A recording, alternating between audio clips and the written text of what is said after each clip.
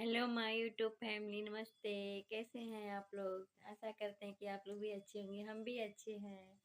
और ये मेरा सुबह का ब्लॉग है। मैं नहा धो के देखिए पूजा पाठ कर ली हूँ। पूजा पाठ करके अभी आई हूँ।